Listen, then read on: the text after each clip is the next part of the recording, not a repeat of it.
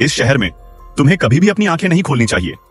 एक बार अगर तुमने आंखें खोल ली तो बिना किसी हिचकिचाहट के खुद को मार डालोगे। 5 साल पहले रमेश्वरी अस्पताल में प्रसव जांच के लिए गई थी, लेकिन उसकी जान जाते जाते बची। जैसे ही वह जांच करवाकर बाहर निकली, उसने देखा कि एक औरत नंगे बदन कांच से टकरा रही थी, जैसे उसे कोई दर्द महसूस ही नहीं हो रहा और वह लगातार रमेश्वरी को घूर रही थी। डर कर रमेश्वरी तुरंत अस्पताल से बाहर निकली और अपनी बहन की कार में जा बैठी और उससे कहा, जल्दी गाड़ी चला। लेकिन जैसे ही वे ट्रैफिक लाइट के चौराहे पर पहुंची, उन्होंने एक डरावना दृश्य देखा। सारी गाड़ियां बेतरतीब इधर उधर दौड़ रही थी। रमेश्वरी ने अपनी बहन से कहा, जल्दी घर चलो। लेकिन तभी उसकी बहन को कुछ भयानक दिखा। उसकी आंखें अचानक काली होने लगी। वह अपना नियंत्रण खो बैठी और पागलों की तरह एक्सेलरेटर दबा दिया, जिससे गाड़ी 360 डिग्री की पलटी खा गई। खुशकिस्मती से दोनों बहनों को सिर्फ बाहरी चोटें आईं, लेकिन अगले ही पल बड़ी बहन सड़क के बीचों बीच चल पड़ी। रमेश्वरी डर के मारे पागल हो गई और जान बचाकर भागने लगी।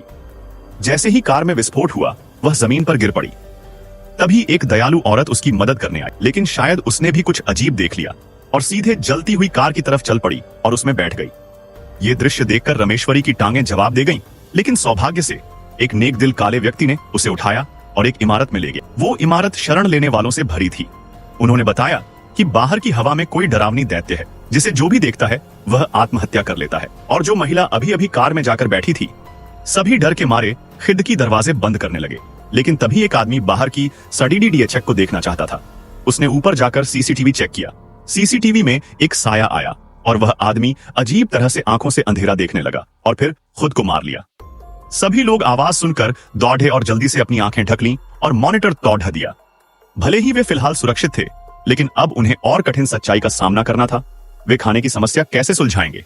फिलहाल खाना पर्याप्त था, लेकिन अगर वो खत्म हो गया तो आत्महत्या और भूख से मरने में कोई फर्क नहीं रहेगा।